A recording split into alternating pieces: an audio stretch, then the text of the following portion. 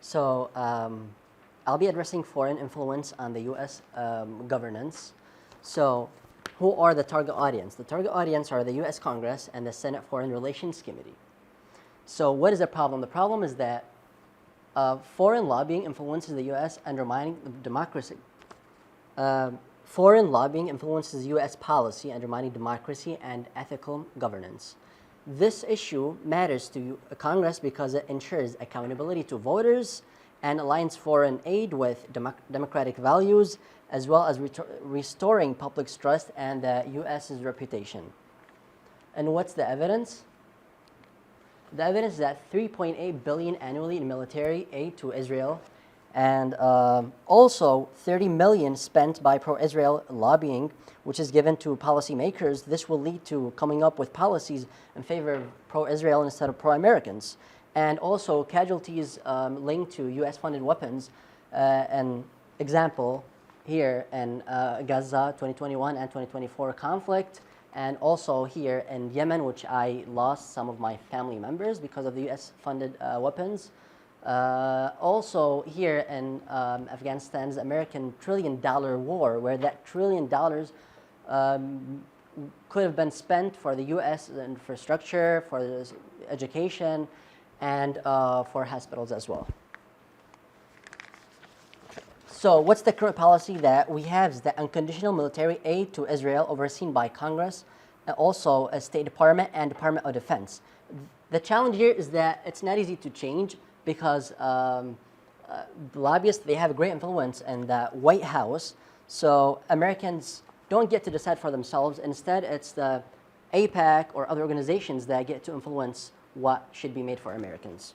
So, and who are the victims and who get to pay the price for that? It's the U.S. taxpayers, me and you, and also civilians and human rights organizations, also the broader Middle East, where. And this shows that Americans favor that aid should be given to inside the U.S., not outside of the U.S. So Americans say that it's too much money that being spent on foreign aid, and instead of spending it for like health, infrastructure, education, and economy. And this shows that diagram illustrates AIPAC's significant impact on the 2024 primary elections, where they won majority of the seats except they lost 4, which will influence the policymakers to make policies in favor of Israel or other countries, but not in favor of the U.S. Americans like me and you.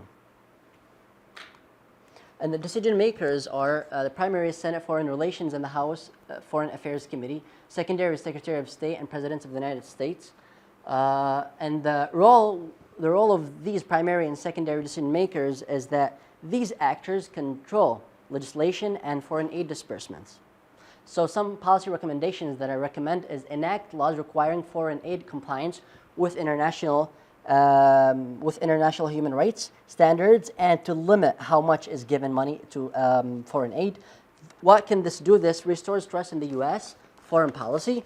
The second thing the second policy recommendation that I recommend is introduce detailed reporting, ensures aid is not misused.